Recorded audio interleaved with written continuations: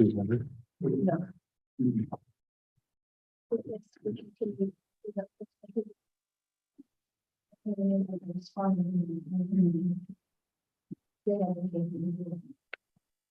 Okay. But we did get the DPI. We can't talk about it. No, not yet. What happened? I'm trying to get something out of my eye. Next morning, I must have hemorrhage, stroke vein, it's like hemorrhage. Remember I had it for you? Yeah. Am I? Yeah. Think about, well, this is the one, I sleep on one side, I thought I had a little feather down in the comforters. Right-handed? No. Tell me now so I can look it up. Isn't it awesome? Right-handed. Didn't know if you're looking through something. Well, the little magnifying mirror in is on the right. I have a tendency to look at like if something in this eye, I don't think it's a check. If it's in this eye, it's more strain in the Yeah, I can tell you the volume's on and I'm not recording it. You're not recording it? Should I wait till you start recording?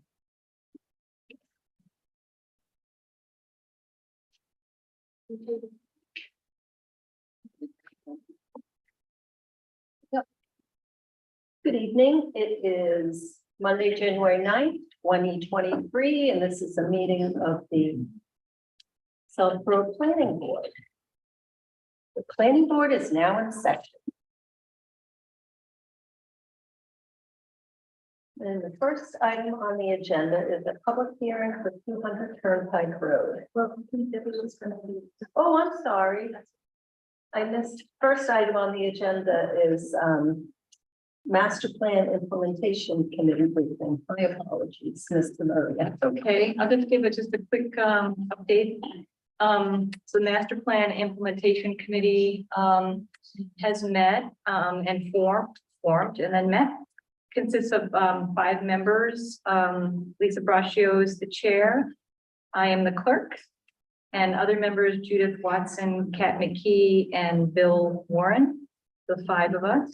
We've met twice now in September and December. I think one of the more interesting things to know is that if you look at the master plan, the way that the goals are written by chapter, that's been somewhat reorganized into what we're calling affinity groups. And there is an appointee for each of the 5 members on these affinity groups. So for example, there's an affinity group called Local Government Strategy and Planning. And that is comprised of Community Preservation Committee, Pedestrian and Bicycling Committee, and Select Board. And so Lisa Braccio is the appointee for that group. And if you don't mind, I'll just talk about the other ones. There's a Finance and Technology Affinity Group, and that's led by Bill Warren. And that's going to be Capital Planning Committee, Public Works Planning Board, and Technology Department. There's a Facilities, Sustainability, and Resiliency Group that's led by Lisa Braccio, and that is the Emergency Planning Committee, Facilities, Southborough Emergency Management Agency, and Southborough Sustainability Committee. There's an Environment and Natural Resources Group that's led by Kat McKee as the contact, and that is Conservation Commission, Open Space Preservation Commission, Southborough Trails Committee, Department of Public Works, and the Golf Course Committee. I'm assigned to the Commercial and Residential Development. That's Planning Board, Economic Development Committee, Southborough Housing Opportunity Partnership, SHOPC. And the last is Educational and Recreational. Judith Watson has that group. And that's Historical Commission, Recreation Commission, and School Committee. So that covers all of the boards, committees, and departments that have goals. And the boards, the Master Plan Implementation Committee is looking to meet with each of our assigned committees or boards twice a year. And the current plan is to report back to this board quarterly. Oh, nice. Nice. How's that sound? Is that too much? Oh, sounds good. That sounds great. Is there a place, are those affinity groups identified on the web page for the committee? So we're actually meeting this week. I know that they're in the minutes. And Judith was looking to set up a master plan implementation website, but I don't have an update yet whether it's set up yet, but it will, they'll be on there. There is a page on the Oh. planning. Okay. It's just that you have to be able to log in, manipulate and put things there. Okay, because the plan is for that page or a page to become a public page. So as the different boards and committees report in on their goals, that we can keep that site updated, yeah, so people can go on and see how the different groups are doing. And I know that Judith had asked, Look at that, I didn't even know. there's some information from us about maybe coordinating where the information is, so that it's not all over the place, but in the appropriate places. That's in the queue somewhere. Okay, like someone would go on to the planning board to get to this. Well, No, Right. it's a committee. Ah. It's a committees and you're listed all by yourself. Okay, good. I know that it's been, there's been some discussion about that, so I think we're gonna learn more about it on Wednesday. Yeah, ladies in touch to make sure people can find their way. in the right place. Yeah. If one gets updated, if it's somewhere else, they have to update all of them. If something changes. So, some kind of coordinating. Thanks. That's great. So all the hard work that the master plan committee put in will come to fruition.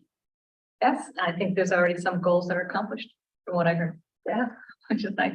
Awesome, Yeah. thank you very much. You have to wait. Till 7:10. Oh, just want to point out too that Jesse Stein's here via Zoom and Marnie Houlihan absent.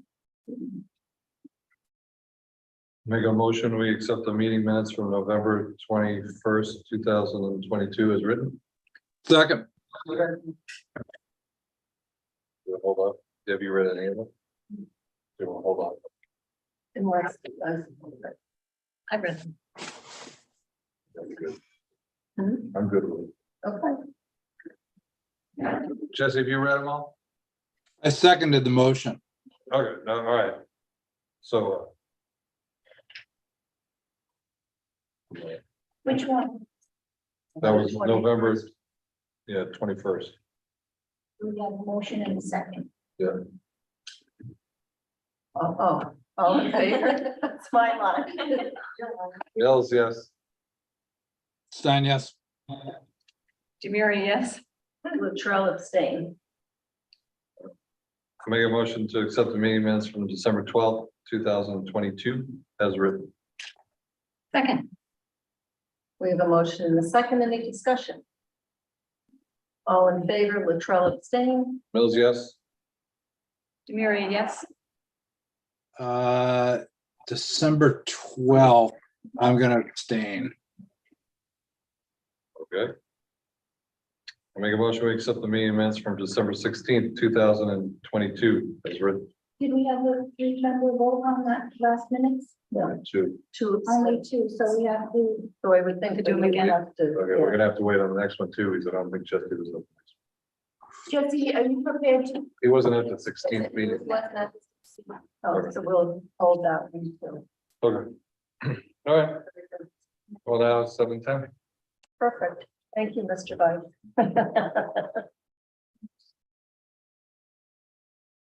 So 7:10, we have a public hearing for 200 Turnpike Road.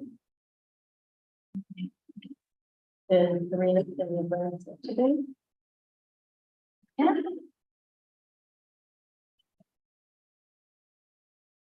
So, for 200 Turnpike Road, we received an extension request from the applicant. Let's see. On January 3rd to, continue the public hearing to January 23rd, the planning board's next regularly scheduled meeting with a deadline for action, January 27th. There's a form. that was signed by the applicant team. So that's the first order, and then, they requested to continue without testimony, but just one quick update that we are in receipt of a letter from the DCR who's reviewed the most recent submission number 3 dated December 15th, 2022. For the record, let me see what else we can do.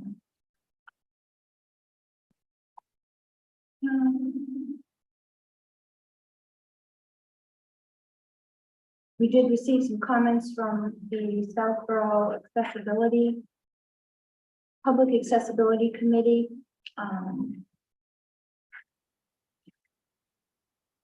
And I think it was predominantly referring to the interior plans of the building. So that would be the building department when they go with their building, when they go for their building permit.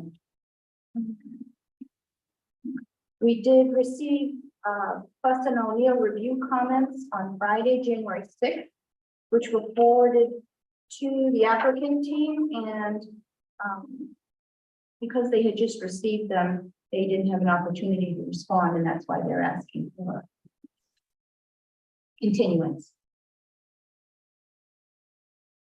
Madam Chair, I make a motion, we can grant the request for a continuation and extension of the public hearing for 200 Turnpike Road, major site plan approval and special permit lower impact development. The hearing shall be continued to January 23rd, 2023 at 7:10 p.m. And the time that the board shall have to reach a decision on the matter shall be extended to January 27th, 2023, as requested by the applicant. Is there a second? Very good. I have a motion and a second, any discussion? All in favor, Latrell, yes. Mills, yes. Stein, yes. Demiria, yes. Madam Chair, I make a motion, we continue the public hearings for 200 Turnpike Road snow removal landscaping contractor facility, major site plan approval and special permit for LID to January 23rd, 2023 at 7:10 p.m. Second, Very good. I have a motion and a second, any discussion? All in favor, Latrell, yes. Mills, yes. Stein, yes. Demiria, yes. One quick question on.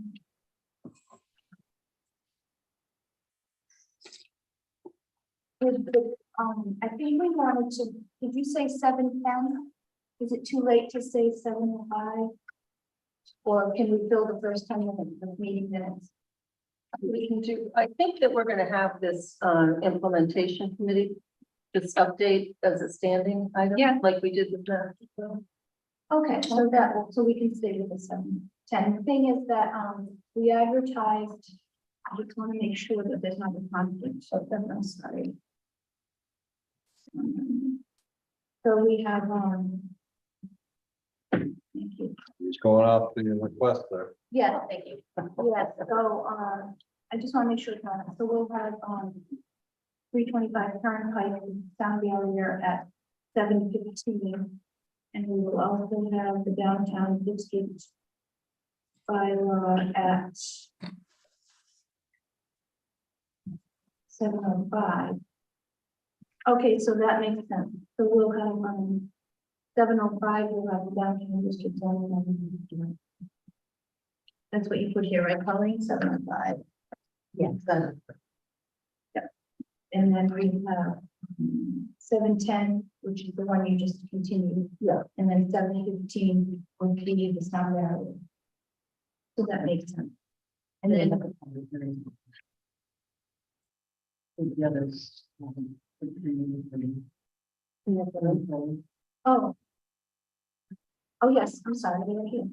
On top of that, we have scenic roads. I don't have the, oh yeah, here's the tree bylaw at 7:25 and the scenic roads at 7:30.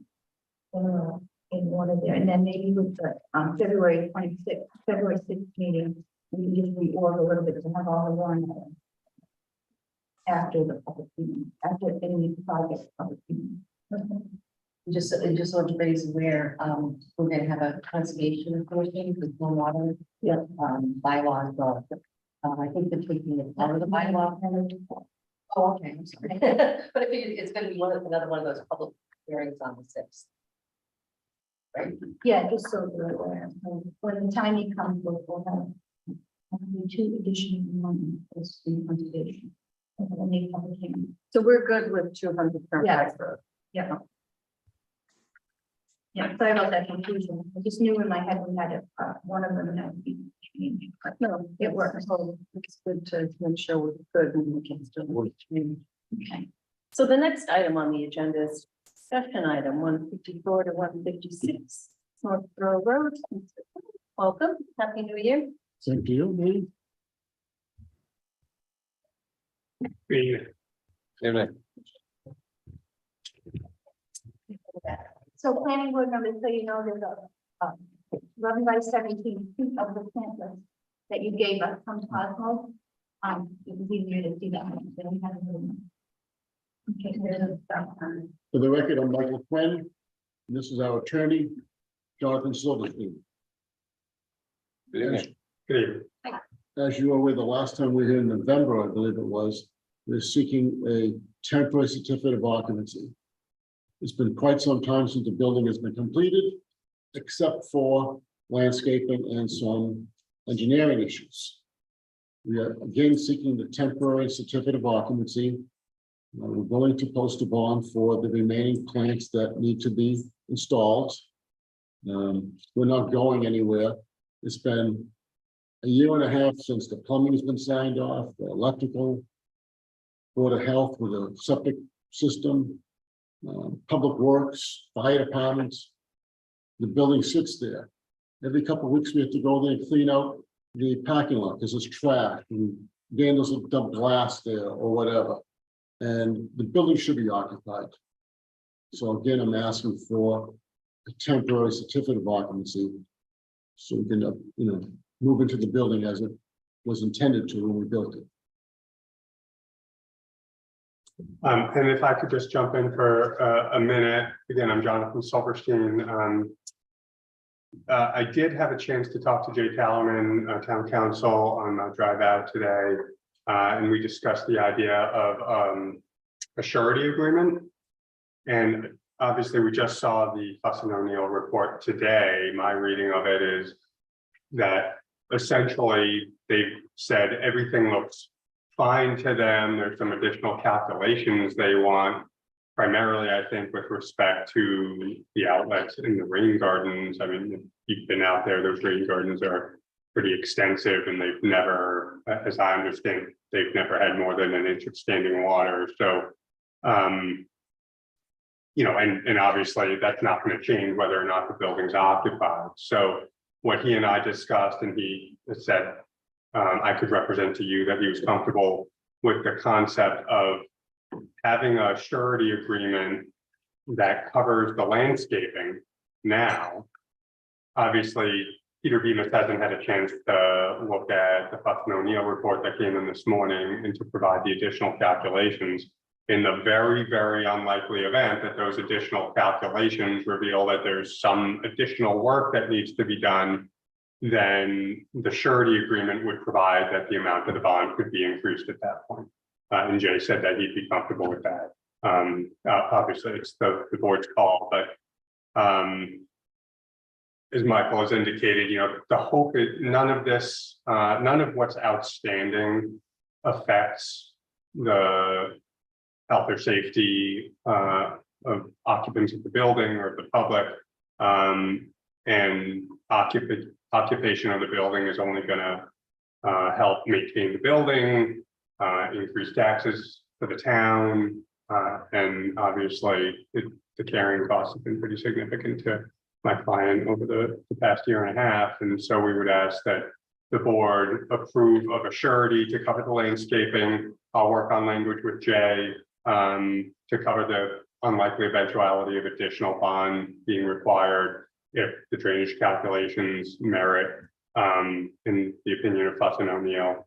And that way we can start getting the building occupied within a lot of perspective. prospective occupants of the tenants. Who have had agreements in place to occupy it, and they've obviously walked away over the course of the past year and a half. So it's a pretty big financial burden for the developer, and if there's any way we could get a bond agreement in place tonight, it would be very much appreciated. Mr. Mills, any questions? Well, I guess is it, what Fuss and O'Neill said, is it just the rain garden calculations? Is that the last piece?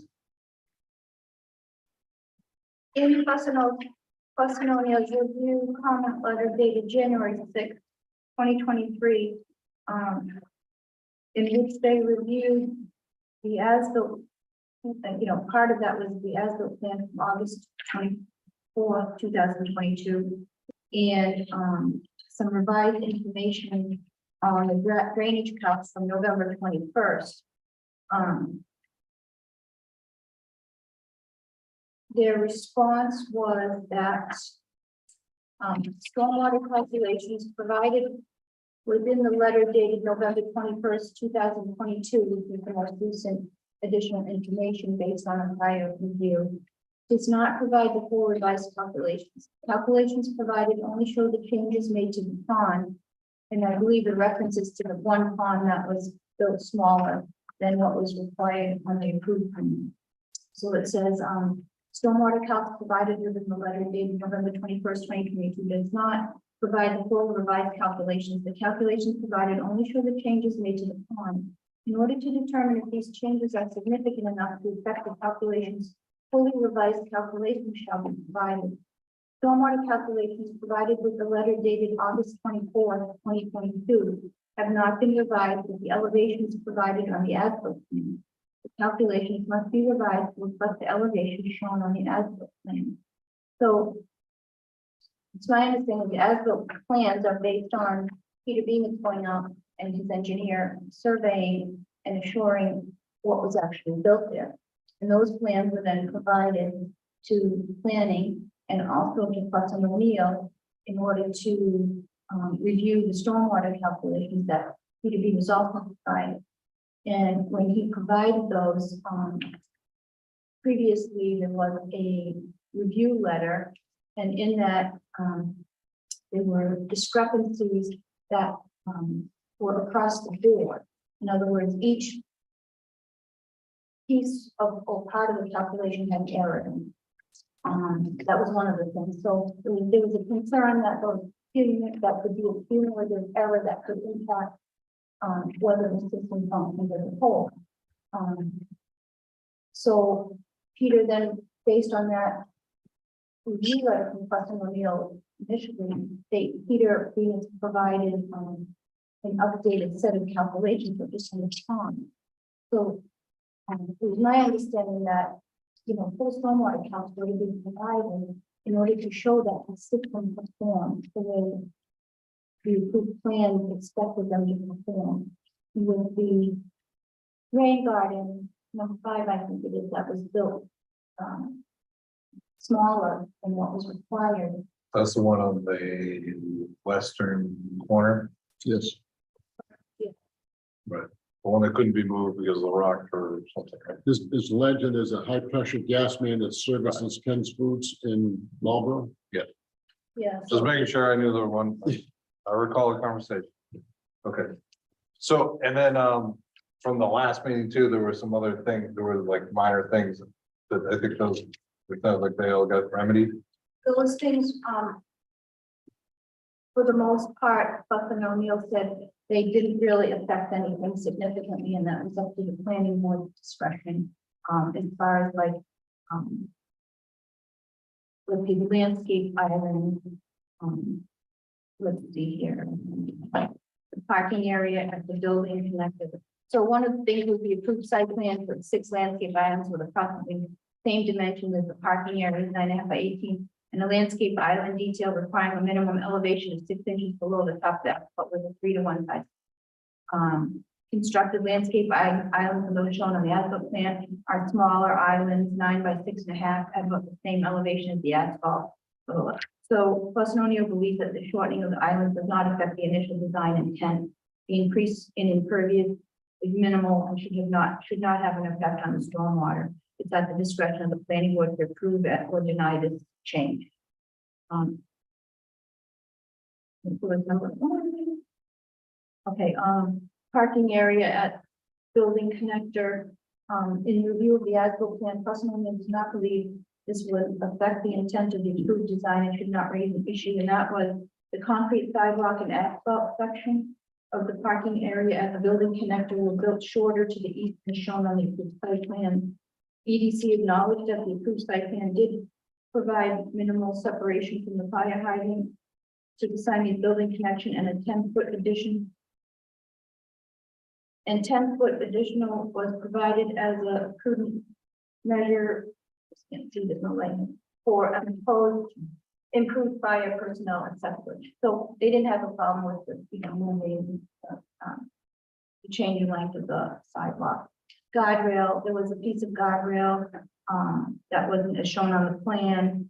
The guardrail was not present at the initial survey, however, it has been located and included on the as-built by EDC. Actual site limits needing guardrail protection stopped when the adjacent site grade on the longer required guardrail protection extending the guardrail into the public way does not appear to be either necessary or prudent.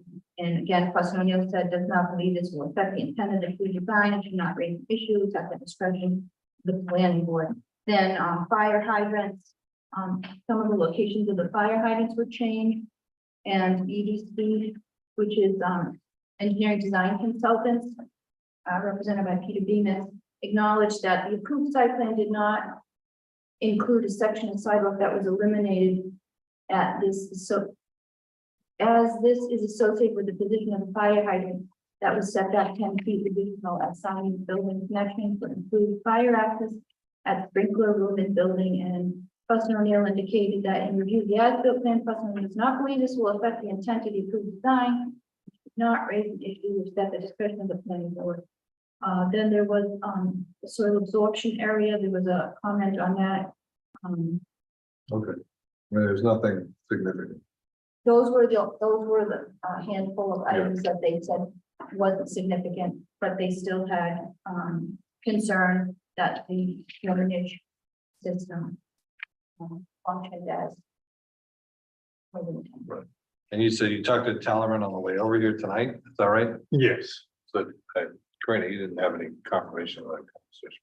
No, I did not get a recap or information, and It usually. was literally on. Yeah. on- I worked with him for about 15 years, so, You guys all seem to know each other. yeah, we do. So obviously, I would acknowledge that if the board is okay with that in concept, that It'd be It a would be contingent subject on to- him signing.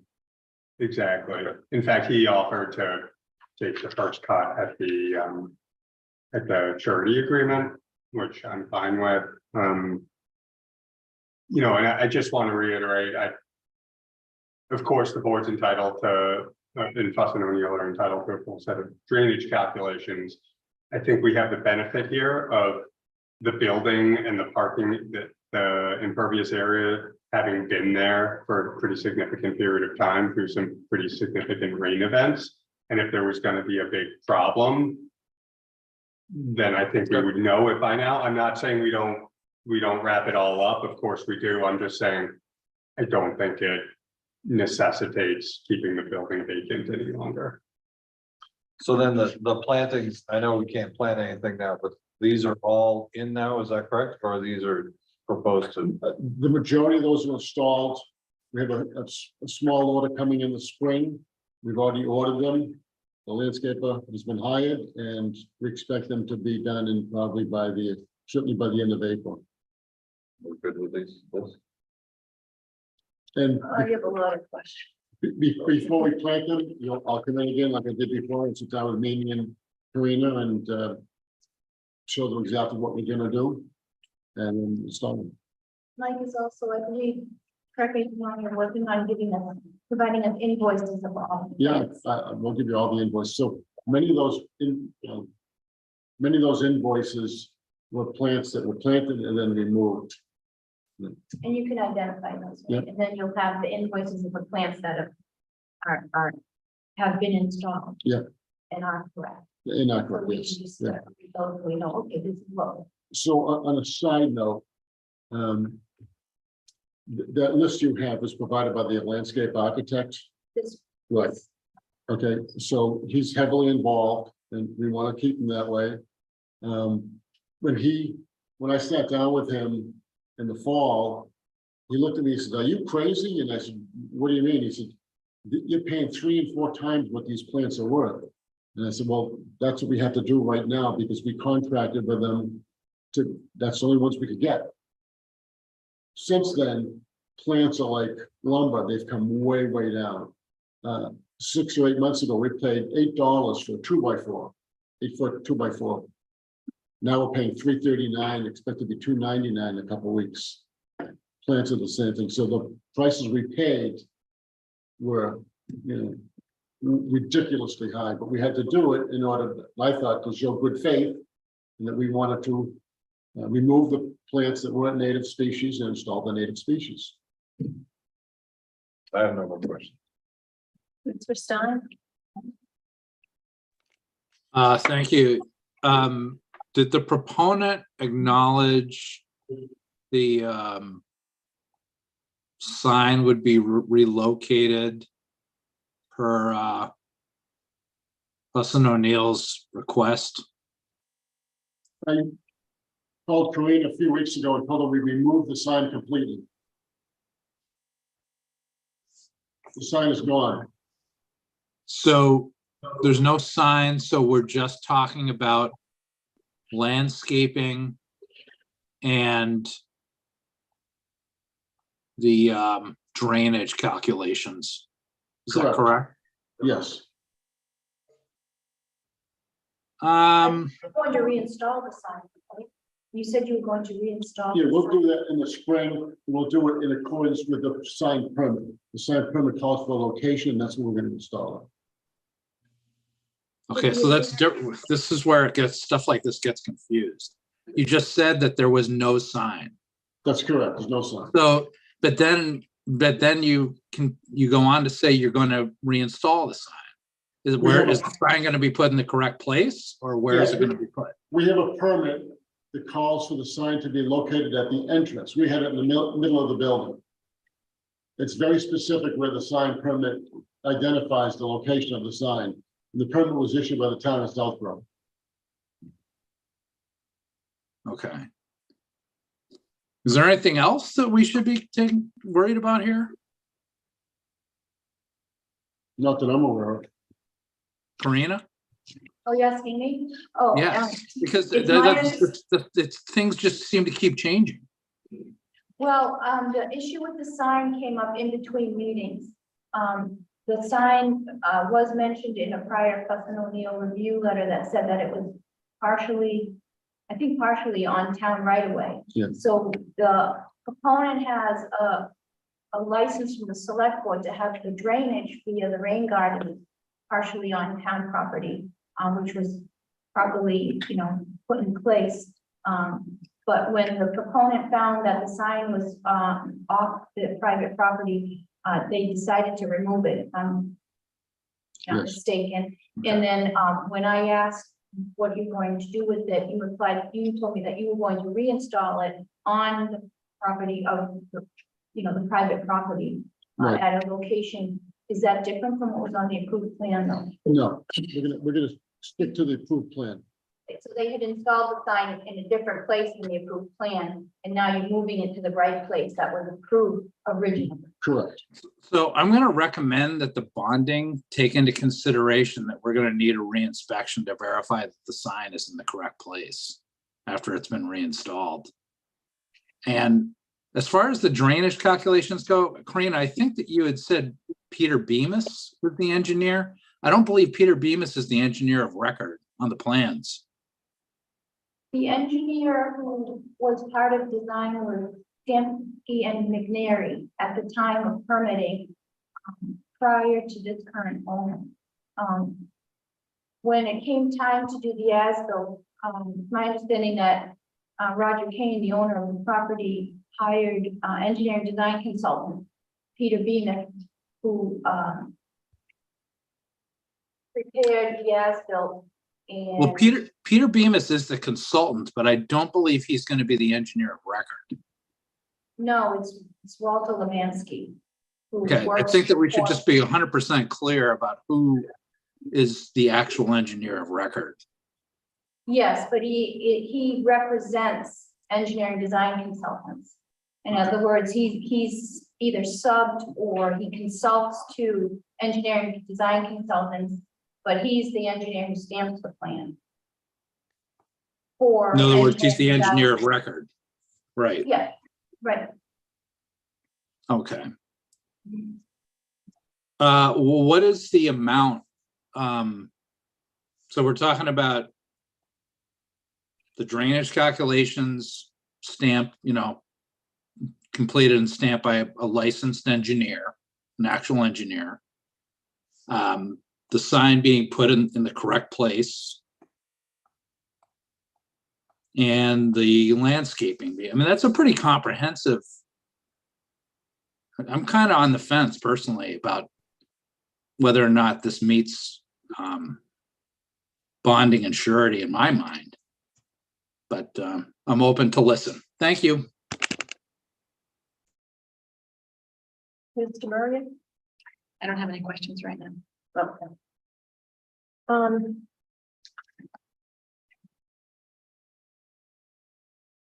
So my concern on the drainage is that that's a buffer, that road. And so we have to be very careful that that drainage system works correctly. Buses go to Algonquin, South Road. That way. And all other traffic, but very sensitive to the fact that it's a bus. And as far as, I have no problem of bonding what's remaining in the landscaping, but I don't know what that is. We had site one invoices, but the plants on the plan weren't on those invoices. I've been over there. I can't say that the plants that were on the plans have been planted. And the rain gardens have all been mowed. I don't know how shrubs come back after they've been mowed. So if you remember the meeting we had here with Steve Cosmos, the landscape architect, he recommended that day that we mow everything down. And the plants that we spent, I think, at $15,000 to $20,000 on, a few days later were installed in accordance with the plan. When we finish in the spring, we're going to provide you with an as-built plan.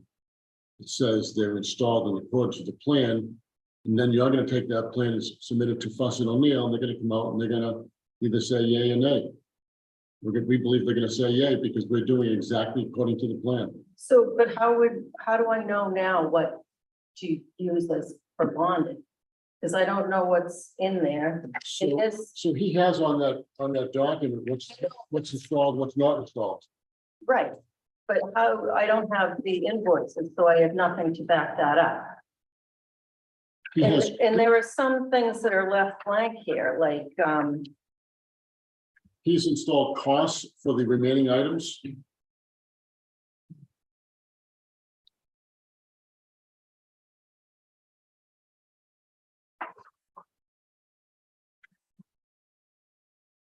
I mean, we're not gonna bond something that's already completed, right? He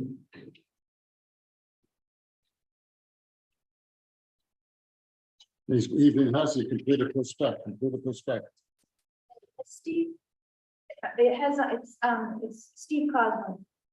He's a licensed landscape architect. right? Yes, he is. He's the one that generated this. Yes, Maybe he would be willing to attest a list of what he says is installed on the site. Just an idea, sure. like if he would, he says, this is what's installed and I attest to it and he stamps it and writes a letter certifying that this is what I believe is, this is what is installed. and he can't invite them to it. He was the directing the landscape or where to put. the Right. plant. Because usually that's what we require, Sure. when we just done that on another project as well, that it was work remaining, but the work that was done, that landscape architect provided an affidavit or a certifying letter that said what has been installed today is in compliance with the approved plans and identified any deviations. Yeah. So if he has a when he looks through the whole thing one more time and finds any deviations, he follows out, and then that would be included in. Yeah, maybe we can make that part of the surety agreement. So, That's just planning board's decision, but I think. I mean, I'm not a plant specialist, so I'm gonna just defer to him. You know, that day we met, there was 1 or 2 items. He only can get a 6-foot instead of an 8-foot, and we discussed, you know, in the future, if there's gonna be a change, we'll be right here asking permission before we do it. We're not gonna make a mistake again.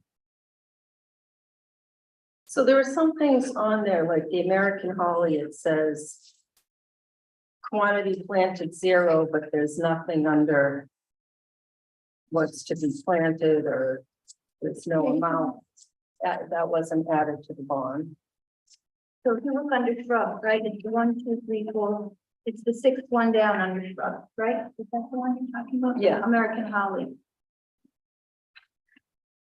So what's happening with that?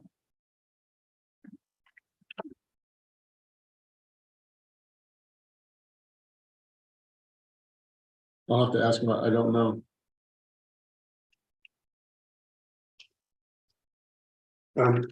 Was Fussin O'Neill asked to take a look at the estimate and, No, because I can ask him tomorrow and get back to you on that. we could. We'd be fine if the board wanted to pick some reasonable amount to just add on for that. I don't know what the explanation is, but.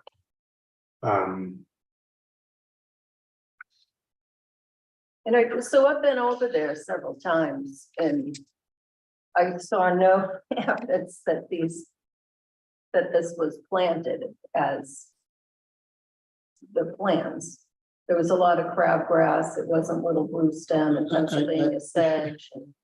My heart breaks to hear you say that, because the amount of money we spent on those plants, and I know what it looks like. I know what it looked like before he mowed it. It looked like it was a thriving forest. And then after he mowed it, and we spent $15,000 or $20,000 installing the stuff. It didn't change. But everything is there. I can guarantee that. And I'm sure he will too, because he was there when everything was being planted. So we mowed the whole, so the last time I was there was, I think, just mowed. It was in the fall, I think after the last time you were here. And there was shrubs that were mowed, so there was like little sticks sticking up the ground. Are those gonna be replaced? Because you mow a shrub, I don't think it's gonna come back. Some of those things come back, some don't. I never mow my shrubs. But they're not shrubs. There's so many different varieties of grasses, and Well, grasses aren't wooden sticks. I hear you. Again, I'm not a landscape architect, so I'm gonna have to leave that up to him. But So just to be clear, after it was mowed, you're saying about $20,000 worth of plants was installed. well, that's correct. Correct. And there are trees and shrubs that are bald sitting in the parking lot. Those are the ones that we took out that are non-native. Oh, okay. So whatever you see there, we took out and replaced. And that and more when were installed. Well, I definitely saw that there were new shrubs planted, and Yeah. there were some ferns in the rain gardens, but all the other stuff was. Yeah, some of the stuff comes in little, pods or whatever you want to call them, pots. There were dozens of them. And they just, you look at them and you say, you're gonna be kidding, I paid how much for this stuff? Yeah, so I just don't know how to arrive at some type of a bond to know what's there, what's not there. That's why I wanted to look at the invoices at least. Yeah. I'll have some comfort that what the planting that's required was actually purchased. I didn't do this, he did. I'm not the expert in that. And I asked him to prepare a document that showed what we have to plant in the spring and the approximate cost of those items. That's the And That's this. so it's not stamped, it does indicate at the top that it was compiled by him, by a, you know, and he's a licensed landscape architect. He's not gonna just lie on a list to the board whether or not his stamp's on it. And we'll certainly get you this. You know, I'd be comfortable with a vote that was contingent on receiving that stamped letter that you suggested. So, you know, I think that's certainly reasonable, and they'll be able to attest as to what went in. And, you know, Madam Chair, I certainly hear you in terms of the bus route. You know, I was out there earlier today. It seems pretty clear to me that the drainage is coming off the road onto the property into the rain gardens, not the other way. And I mean, it's got to be 3 feet. I mean, you'd have to have 3 feet of water collecting in those rain gardens before it could possibly spill onto the street. And again, that hasn't happened since this place has been constructed. And it's no more likely to happen if it's occupied. It's really a matter of, you know, the financial impact to my client of having to keep it vacant, and the public safety impact of having this big, long vacant building. When I pulled in there earlier, there was just a car hanging out there that took off as soon as I pulled in while I was waiting for Mike. So, you know, I think when it comes to the bylaw and what it says about bonding, it's if it's not going to impact public safety or health. And I think clearly nothing that we've discussed tonight, whether it's the drainage calculations or the landscaping, is going to impact public health or safety, other than letting the building be occupied. I think is going to be a benefit to public health and safety instead of having this big vacant building. And absolutely, we would agree to having the vote contingent upon receiving a stamped letter from the landscape architect. And in terms of the amount of the bond, you know, we're hoping this is a matter of a few months, and then we'll be back. And of course, it should include, someone had referenced, it should include inspection by Fuss and O'Neill after the fact to confirm that it's in there. And I don't want to spend Mike's money, but I think they'd rather have a bond that perhaps overestimates than no bond that prevents them from occupying. So I think we're here to try to come to a reasonable figure on that. Mr. Mill. Yeah, Madam Chair, just from my perspective, and I was kind of at the point last time, but then there was a laundry list of things that popped up beyond the rain garden. I mean, whether the building's occupied or not, the runoff from the water, there's no change, in my opinion, from what's going to happen if the building's occupied or not. I drive by there a lot, going to 485, you know, and just wants to hide out in the back and, you know, do stuff. I could totally see that happening. It's very remote. No one would go back there. I'd be in favor of working with, you know, figuring out these final pieces that need to get tied up, coming up with an amount, and, you know, going forward, so that it could be occupied. It would be, you know, quote, looking abandoned, from my perspective. And again, it's because whether it's occupied or not, it doesn't change the runoff that's gonna happen on the roof. And it's been there for, like you said, over a year, or almost 2 years. I think you know, not, I totally agree too, knowing it's a bus route, that's one of the big concerns, and the Murphy Grill accident that happened there many years ago. I guess all us old timers remember that.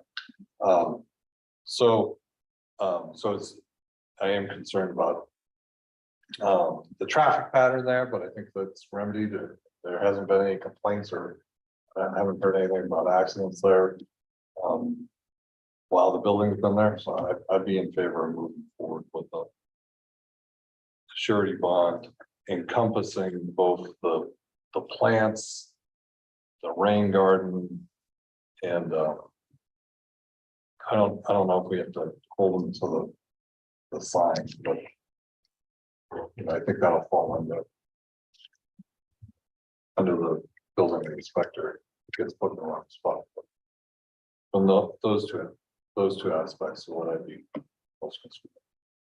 So the question is, how do we come up with a bond figure? So I think if, if they can provide, if it was suggested, I don't know who, that there was a signed letter from the landscape architect, this is what was put in, and if they can provide receipts. Then. Yeah. Maybe.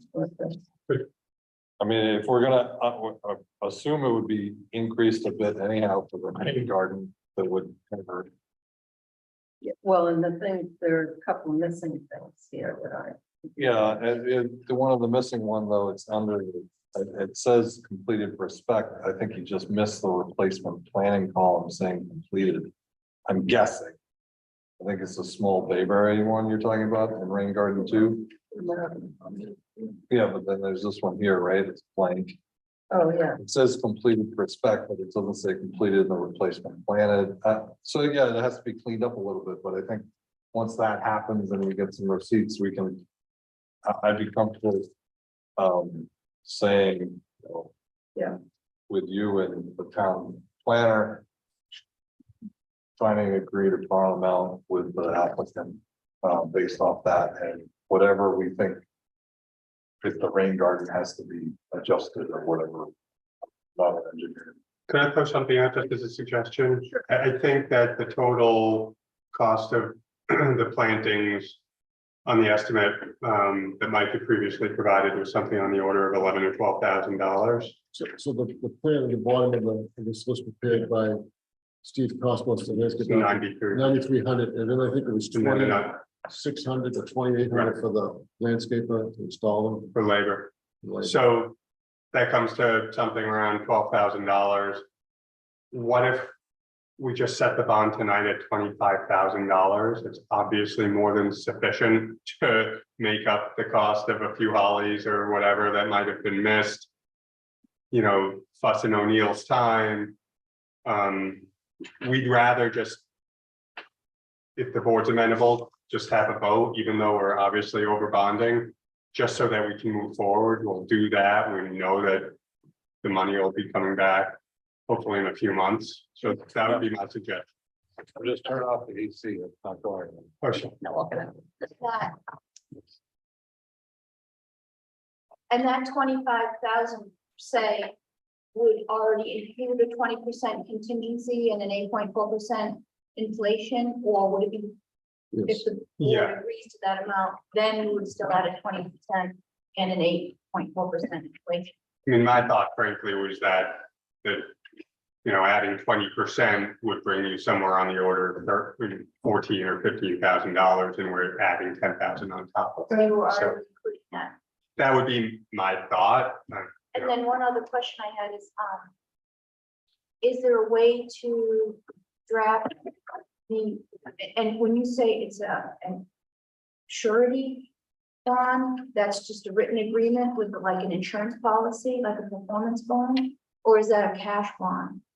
So I know this isn't a subdivision, but we'd be willing to pick one of those three types, you know, either a cash bond or an actual bond or So either way, and securities. the last question I have is, how do you write into that bond as a contingency that if the drainage failed to meet the intent of the approved plan? When Fuss and O'Neill's comments are responded to for the entire system that the drainage should function, how do you write that into the bond that protects the town?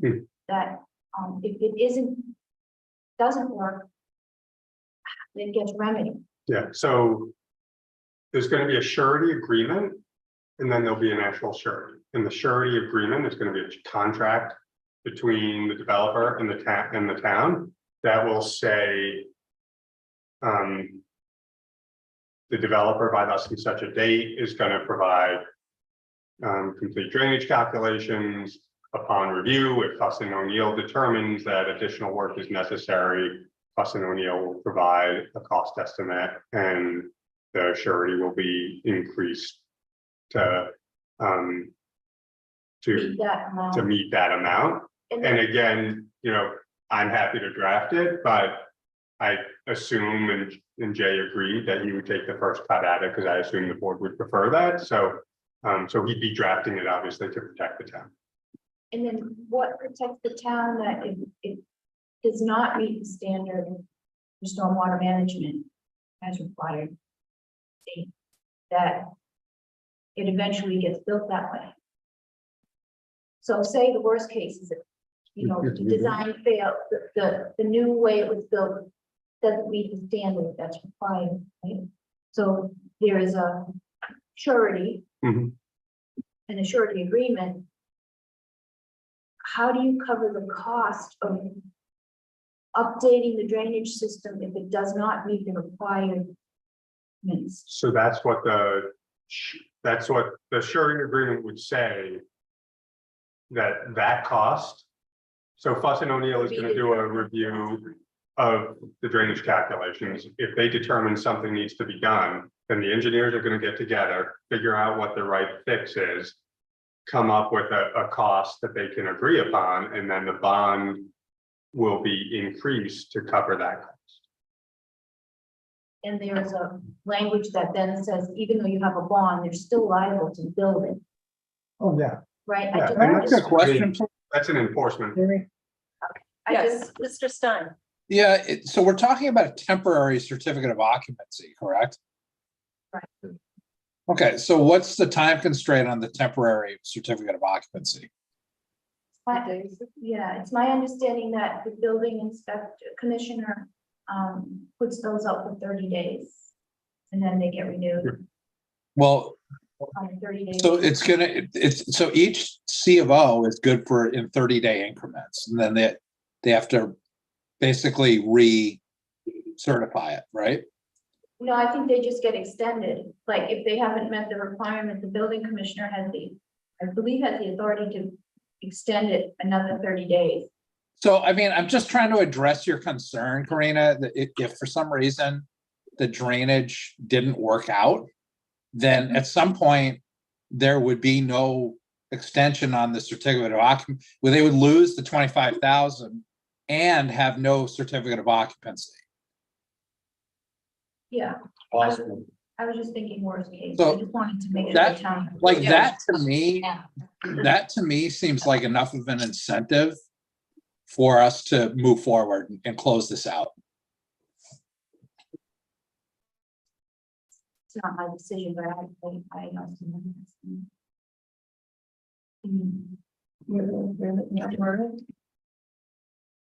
Yeah. So you want to make the motion? All right. I got that. I'm making it help. Get all that legal language in. there. I'm gonna have to, so. I make a motion that the planning board approve. Temporary occupancy permit, Well, we would. sign well, we'll sign off, okay, that's why I said I'm gonna attempt it, so you help. Because we Help me don't. with this. Right, We sign off on temporary, recommend to yes, the building. building commissioner. To provide a temporary. Occupancy permit to 154, 156 Northborough Road. With a surety agreement that is reviewed by the chair. So you're gonna see the invoices and everything, and Acceptable to town council. secretary, acceptable town council. Not the whole board. No, it's acceptable to town council. And the chair. Not to exceed. Can I say that? Not to exceed, what'd you say, 20, 25. for the applicant's request, not $25,000. Not to exceed? We should take. You can just say. Well, No, the amount is 25,000. That's what's agreed on. Okay, Just make it 25,000. okay, I want to make sure I I wasn't, appreciate it. I didn't come up with that number. Is what I'm trying to say, like, the amount of 25,000 proposed by the applicant. Second, Very good. There's a motion and a second, any discussion? I just want to make one other note. The wildflower seed mix is on this list. I'll remind you. All right, thank you. All in favor, Latrell, yes. Mills, yes. Stein, yes? Demiria, yes. Very good. Thank Thank you. you all. Appreciate it. Thank you very much. Bill, That surety is in place. Good. Yeah. I just want to make sure that's clear. Sign off on, It's you to. sign off on what? Separately, think about it. So just for my own pea brain here, how long do you think it's gonna take to get the surety and all this? Probably a month. Really, that long? I mean, I'll work with Jay to try to get the agreement in place as soon as possible, and then, So, so it could well be less. I mean, I assume your banks that you work So- with, or you could just post it. Let's schedule. yeah, the point of me saying that just work with the chair was that you didn't have to wait for another meeting. No, I So appreciate that. our hope is that you can get the receipts and everything and Yep. make it happen faster. That was why I worded it that way. Thank you. So, Great. good luck. Appreciate all Thank your you very time. much. Be nice to have tenants. Thank you. Thanks. Okay, the next item on the agenda, another discussion item, is the National Grid FY 24 Annual Vegetation Management Plan.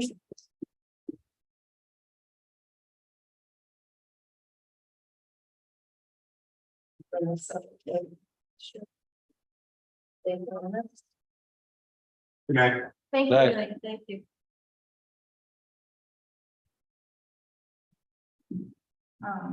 Okay.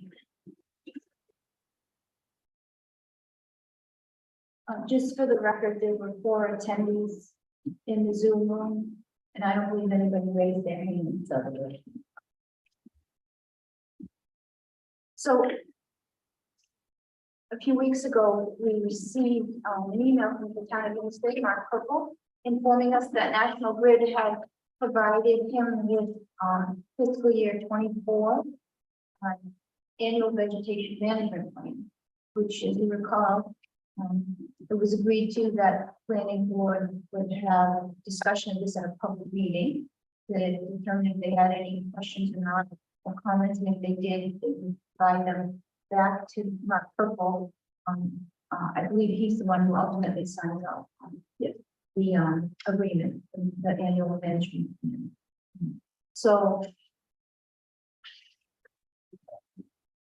we were provided with maps, street maps, and then also kind of locus of the cross-country and roadway areas where they're going to do their annual maintenance.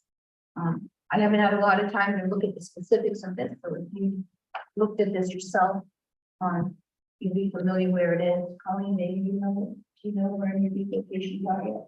Have you had a chance? They provided in the actual agreement, it had listed all. They did. That's not that one. We don't even need to. Yeah. Okay. So in the, so what was provided is the vegetation management plan approval for fiscal year 24, which is April 1st, 2023 to March 31st, 2024. And again, we have a document that Mark Purple will sign, and in here it listed trees, and I believe this was provided in a packet on the next to the agenda on the town website, so that the public can review this as well, so they had an opportunity to do that. Do you want me to list some of the streets? Or is the referral to, this is on the website? So again, this information is on the planning board website under agenda for the packet for this evening. You can see the maps, you can see the agreement, and they also provided a copy of their Massachusetts distribution line clearance specification that are dated from 2019, but the specifications haven't changed. These were actually, I believe, the same ones that were reviewed in the prior year vegetation management plan. So if you remember from August, You know, when they came in here? Hmm? They came in here? when they came in here, and then we had the joint meeting with the select board that we reviewed the vegetation management plan. And we asked that the streets be on it, you know. Yeah. Chris Leroy, so they did, it's exactly like the one that you just, Do we know the status of the ones they already said they wanted to take out? Oh, There's one on Lattice Squamish that's still waiting, it's massive. Oh, And then there's, I know from the last storm, my wife was on the blog, and someone was upset on Gilmore Road because a tree came down that was, I think, on the list, but is this the list from National Grid or the list that was the DPW 2022 that others lived in resident columns? both. so the trees, that were at the hearing that we agreed to have removed, that's work is starting. And on the DPW website, and I couldn't find it. right Starting or before. started? I think started, I think they were at Gilmore today, yeah. Oh, really? Yeah. No, I just felt bad for that. Because I think he had to call someone privately because it was on a walk. So that work is starting and the contractors are out. right? Oh, good. Yes, and you actually. Where am I? Here it is. So. An email went out from Chris Lee, where the tree warden designate. January 5th. And I think we provided that to. And. Yeah, I think it's on the draft. In the draft. Okay, yes, and it said, this was to, Mark Purple. We have 3 full days of crane work scheduled over the next 2 weeks. We will begin on Monday, January 9th, on Stub Toe Lane, removing the large oak tree that is deemed a safety issue. Since most of these trees on the list are on busy roads, there will be a significant impact on traffic. I plan to email Mark Purple ahead of time to get updates for Twitter, and we will use constant contact, update residents to impacted streets through the office. I'm in contact with the schools about bus schedules and their routes, since streets may need to be shut down and detoured for this roadside work to occur. I will send out an update after this first batch is done with the updated list showing the removals. The DPW will also be taking down some of the smaller trees to stretch the funds during this time. I'd encourage any resident with questions about where a specific tree is on the list to be directed to reach out to the office, and I will be more than happy to update them best as I can, Christopher Leroy. So, again, this was provided by Chris Leroy, January 5th. So they're starting work today. Great, thank you. All right. And just to be clear, there's the National Grid Vegetation Right, Management right. Plan, and then there's the one that we had the consolidated meeting with the select board because they were on Enid Road. Right, I just hadn't seen much happen in general, so I was wondering, it's great that they're getting a new list to us for 2024, but I hadn't seen anything happen. Very improved.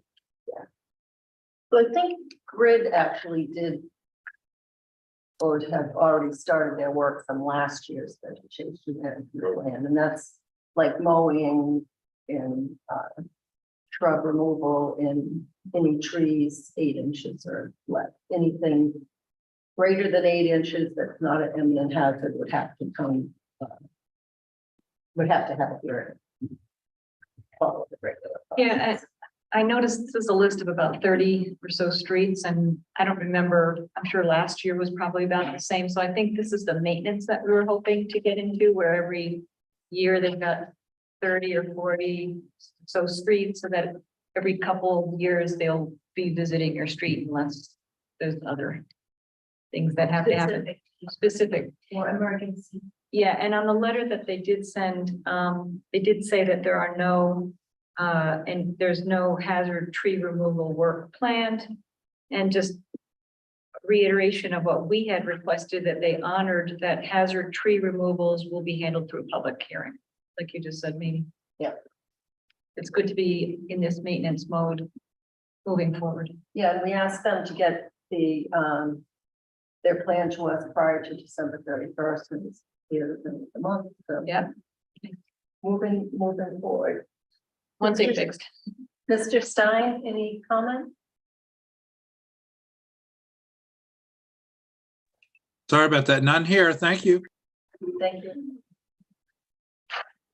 So do we need to take a vote to send our approval to the select board? I would. Yeah. Make a motion, we approve the National Grid fiscal year 24 annual vegetation management plan. Second. And a second, any more discussion? All in favor, Latrell, yes? Mills, yes. Stein, yes. Muriel, yes. Very good. Picking water. And the next item on the agenda is a discussion item, MBTA community.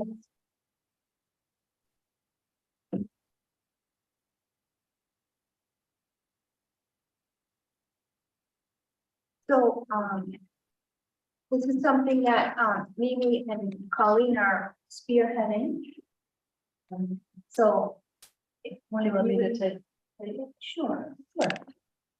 So, as you will recall, the select board had approved a, MBTA Communities Action Plan to keep us in compliance with the MBTA Communities, statute through 12/31/2024. And we received comment from SHOTC, which we incorporated in that plan and accepted their comment. Colleen had also sent the action plan to the select board, looking for them to comment. And they have not commented yet, but they asked that Colleen and I attend their January 17th meeting, and then we'll bring back any comment they have on that action plan to our meeting on the 23rd, and then give final approval and send it off to the state prior to the January 31st. Sounds good. Is that it? I cover it all? Yep. Yep, and then there was, an update on the grant that started, we had a meeting with Oh, yeah. the potential, with the engineer that was assigned, Yeah, still very keen about beginning phase. so I did reach out to, Katie Lacy, who was from, NHP. And she said that they will negotiate the scope of work and the contract with Polar. And then we'll get a letter after that is all done, of award. And if they have an issue with the, scope of work, I'll send it back to us to Polar before they make sure.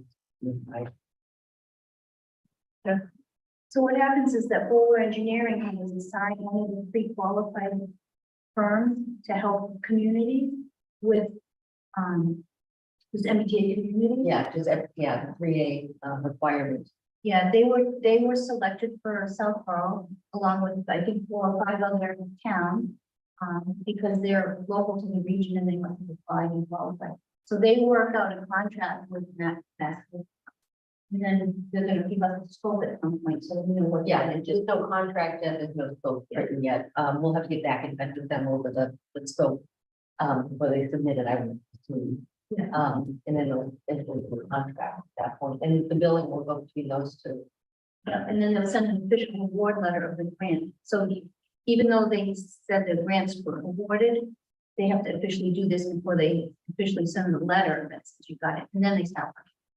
within the contract and then we'll play. Then we'll know better, yeah. How far they'll take us into, with the $20,000, that was. We're already looking at more. Yeah. And also Shopsy is very interested in They'd like to be involved. participating, being involved and. Especially, with the potential for the. Property overall, possibly.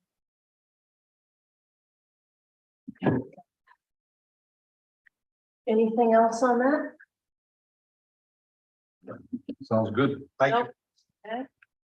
The next item on the agenda is a discussion item, St. Mark's Street relocation, stone wall, trees, public way. Don't need to update this. Yes. So, Mr. Maria did a draft on the issues with the St. Mark's Street location. The stone wall, the trees that were removed. In the meantime, the select board chair reached out to me and Karina to meet with her and Mark and select board member Lisa Brocchio to discuss a path forward on getting these issues resolved. We're supposed to meet on Wednesday. So it would be my recommendation to hold off on any action on this pending the outcome of that meeting, if that's okay with the board. I'm in favor. Sounds good. Okay. Thank you. For doing that. My pleasure.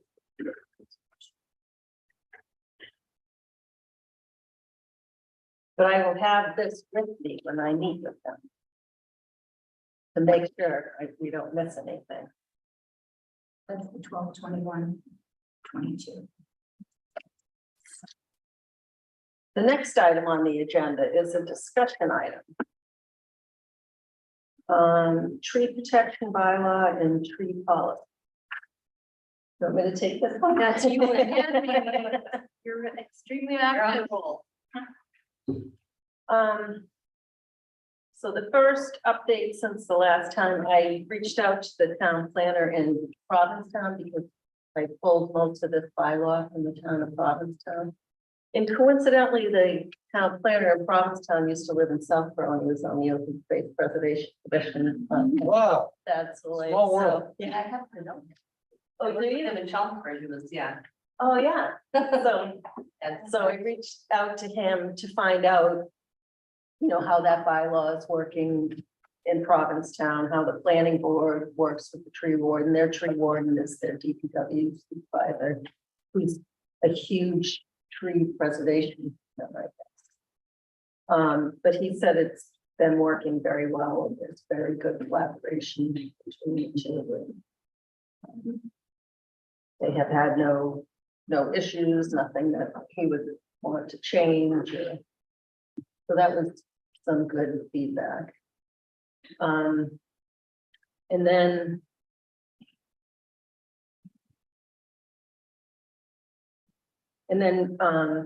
since town meeting, I've made some changes on this bylaw. I removed the requirement of a permit for work within the drip line.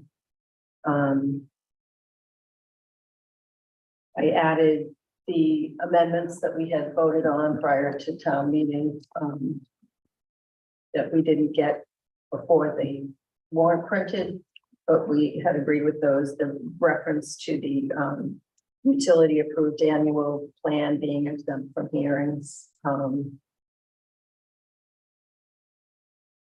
And on this particular, So maybe we take out the drip line now. It's only the trees that actually are in the public way. and so this, it follows almost, except for definitions, give more meat than what's in chapter 87. But everything else pretty much follows exactly Mass state law. So what if it's 40% in the public way and 60% on private property?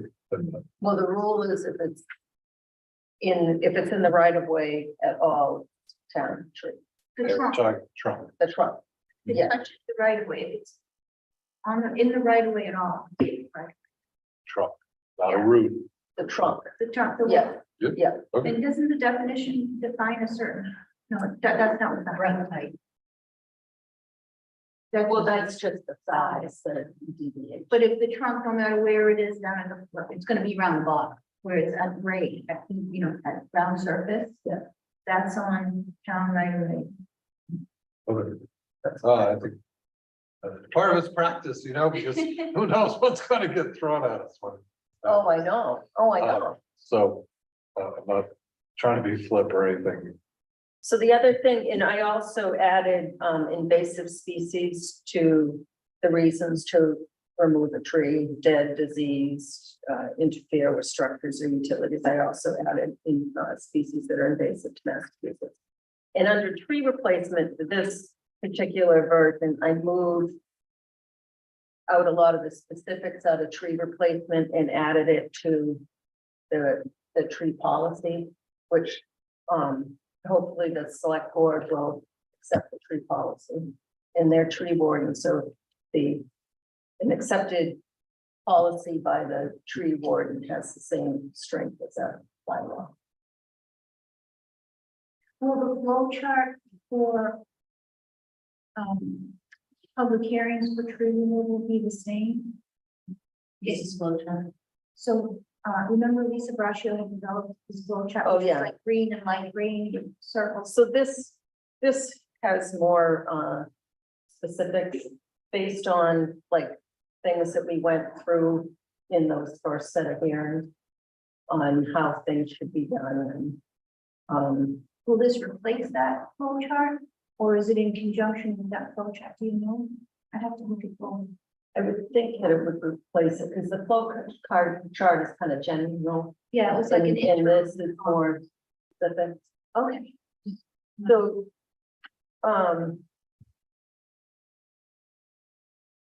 my ask tonight is that the board accepts these so I can send them to the select board for comment, hopefully before the warrant goes to print, so there are no amendments. So moved. Second, Okay. Is there any discussion?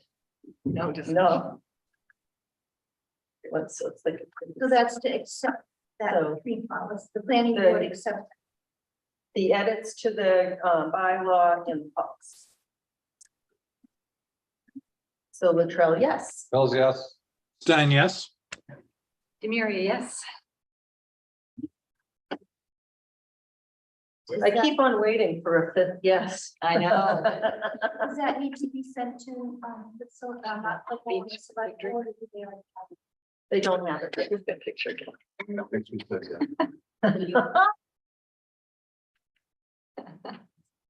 Marnie on the beach. Marnie on the beach with huge margarita. Do you want us to send that to them, or would you like to do that directly?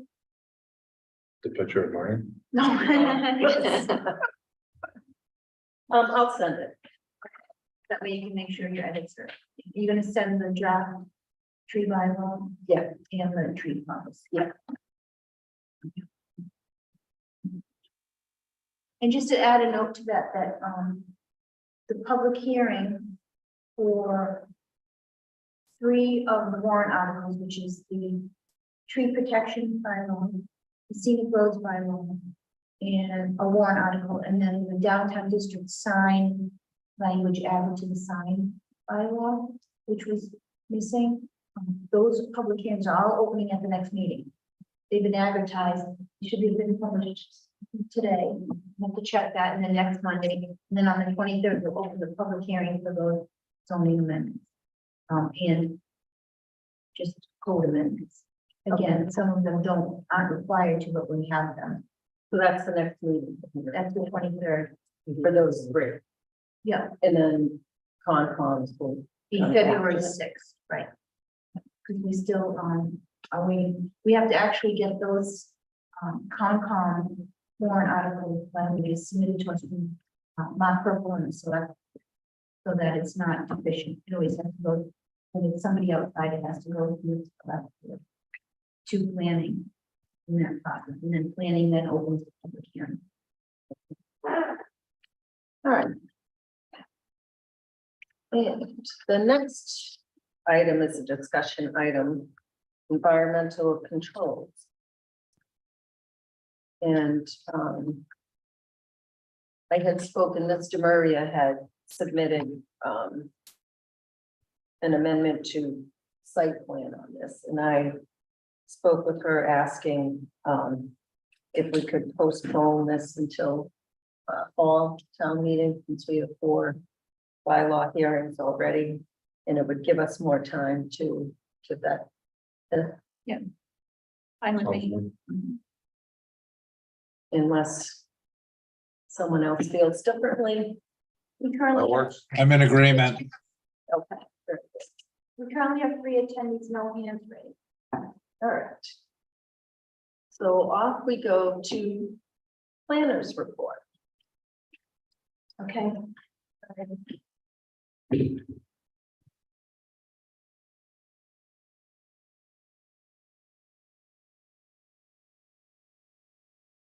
Too much. Not too much.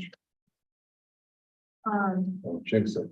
I won't. So, we already just discussed, Conservation Commission warrant articles. One will be, updates to the stormwater and erosion control bylaw, section 174-13.5. There's some work still going on, whether that's going, some of it's going to be moved out of the code or left out of the zoning code. I could be the FEMA one I'm talking. So there's 2 warrant articles, stormwater and erosion control related, which we'll find out what that is. And then the section 174-8.9 WFP wetland and floodplain district. Initially, we thought conservation thought they were in compliance. They were with one part, and it turns out there's additional parts, so they're going to basically replace that section with the updated requirements that FEMA requires. Well, I know stormwater there in erosion, there was a concern because it was an appeal to the zoning board, which the zoning board knows a lot, but stormwater and erosion, I think is one of them. So they didn't want it appealed to the zoning board. So I had sent Melissa the language that we used for the site plan when we changed that, so it wouldn't be appealed to the zoning board, the Board of Competent Jurisdiction. So Right. I don't know if that will work, or if they want it out of the building. Right, that's right, because the commission had agreed that we'd like to move the bylaw out of the zoning code to change the appeal language. Exactly right. And then, with the wetland floodplain district, it's required by FEMA for compliance with the National Flood Insurance Policy update, which they help review and such, but that's being spearheaded by Melissa Danza. But I informed her that she needs a public hearing for the zoning amendment. All right, then, we already talked about the activity on the tree lists that's starting, the construction part. Good. I provided you in the Dropbox, I emailed you, the town council had sent out an advisory early in December regarding a new opt-in legislation for MGL Chapter 40Y, starter home zoning districts. So if anyone's interested in that in public, they can always give me a call. We'll let them have a copy of that. Tennessee Gas. I think that you and Colleen had sat in on a meeting with Tennessee Gas because they were going to do trimming, maintenance. So do you have anything? So first of all, props to them. They wanted to meet with the town to let the town know ahead of time, what was going on, what work they needed to do. And so we would all be informed. And the gas line is over on Pine Hill, and it is mostly in people's backyards. There's only a small piece that even crosses over any of the street. And they're not required to comply with like the right of way tree bylaw. They're under. Yeah, considered a public necessity, and also they don't like the location in the loan. Kind of thing, you know, it's a safety factor. Oh, like Yeah. exactly where the gas Yeah. line is. It's much So they- more volatile. So they'll be doing trimming because they send drones to make sure that nothing's going on the gas line. So they need to trim the trees so the drones can see what's going on. And so people aren't planting trees. Or they said they found excavators on top of the gas line, So which you is all can't very. figure out where this is, where there's a drone just flying. Perfectly in a wooded area, trimmed so a drone can fly right now. Okay, I get it. But, so I guess they will put little notices on people's doorknobs who have the right away in their backyards, so no. Trimming, and that's starting at no sooner than the end of January. What do you think? Yeah. They do the mowing more regularly, so there's nothing really growing out there. It's the trees that are coming in. Right? So that was good, just getting information ahead of time, so when people call, you don't.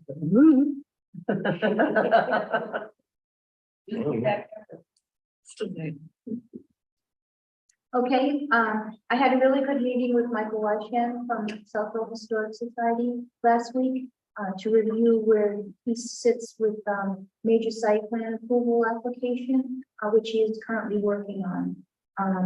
They are currently doing things under building permits there to preserve the structure itself.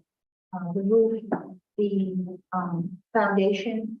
I sent you a picture that I think Michael on the condition. there. These So outdoor swimming pool in the basement. yeah, so, that's the work they're doing there, see that, and also repair to the septic. They're just repairing, it's not gonna be replacing. So they'll continue trying to keep the property viable, not the change of use at this point. Are they still thinking of putting a kitchen in the basement or like?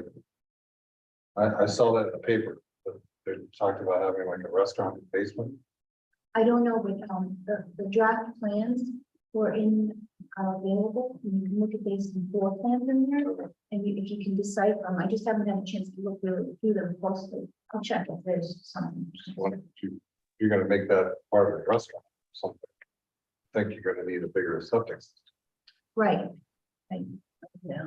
So, Not our jurisdiction, I'm just. no, but I did Good talk to thinking. him about that, what they were doing, and the reuse, just make sure what you're doing. What you intend to reuse, they not. Because the money's very critical. Brianna? Yeah. Did I see in your notes on that item that there was mention of the utilization of the Dover Amendment or the invoking of the Dover Amendment? Yes, So- that's the next thing. Yeah, at the earliest opportunity, I think that we might want to request legal opinion on this because this is, to me, the most overused clause that's invoked in submissions by certain institutions that shall remain nameless.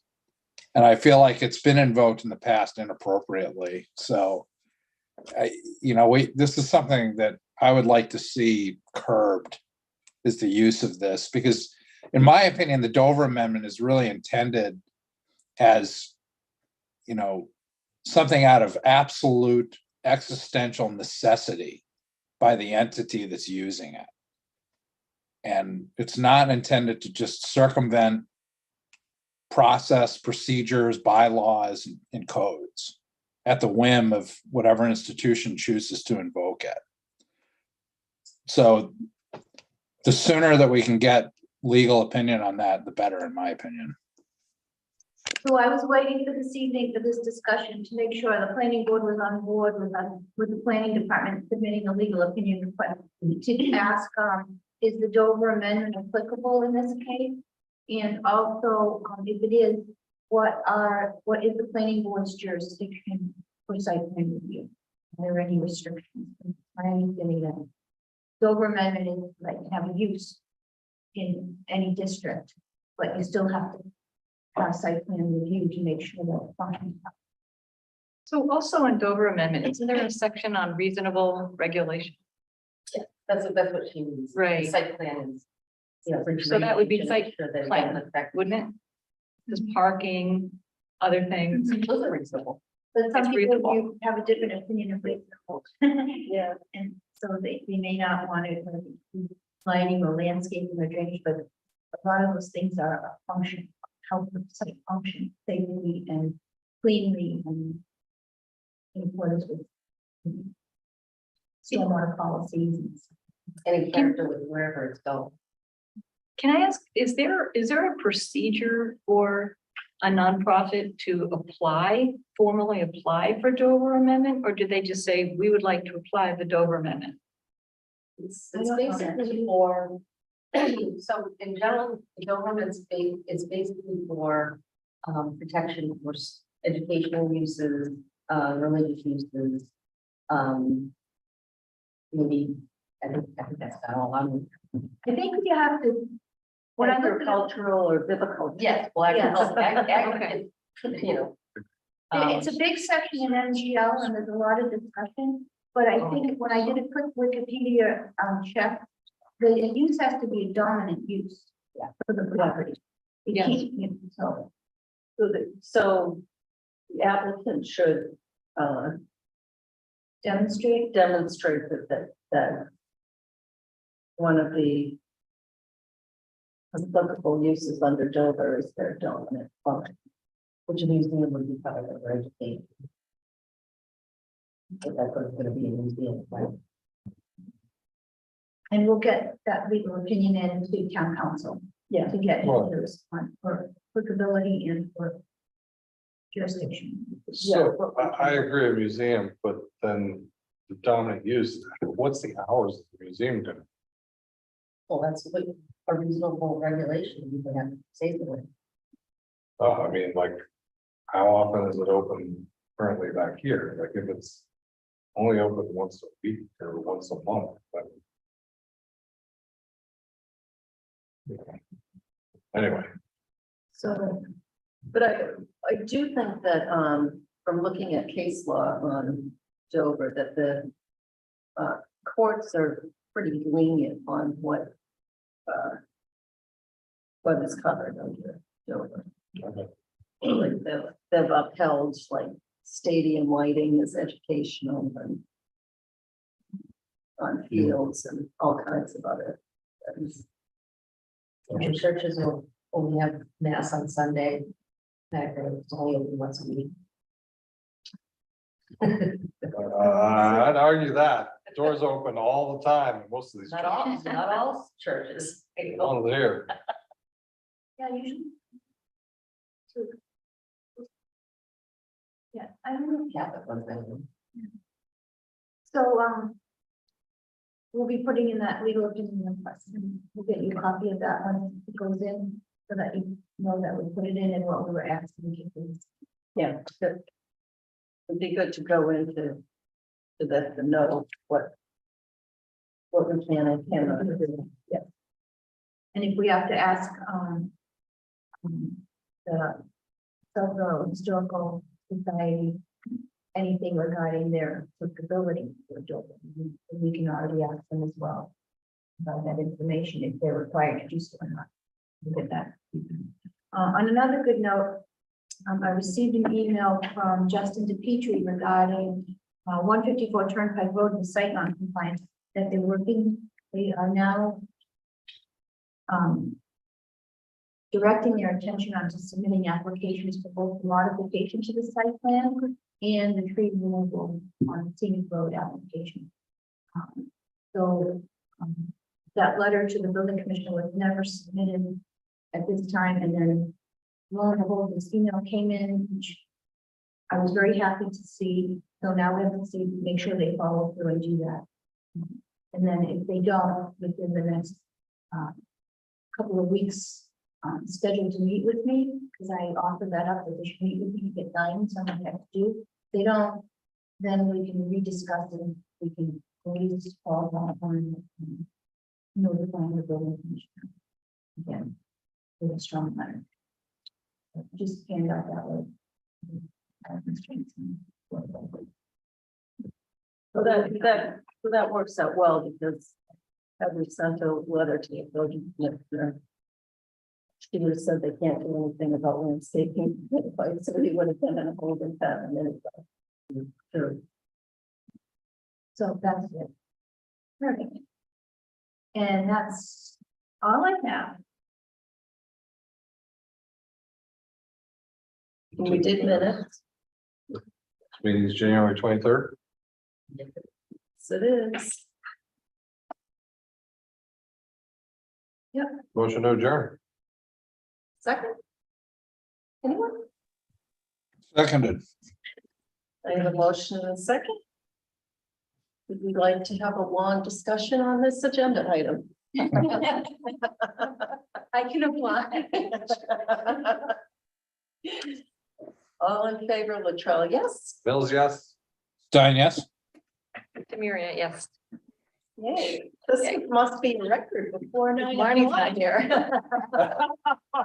Thanks, everybody. Have a good one. Thank you, Jackie. Have a good night. Poor Marnie. Thank you for The one short meeting.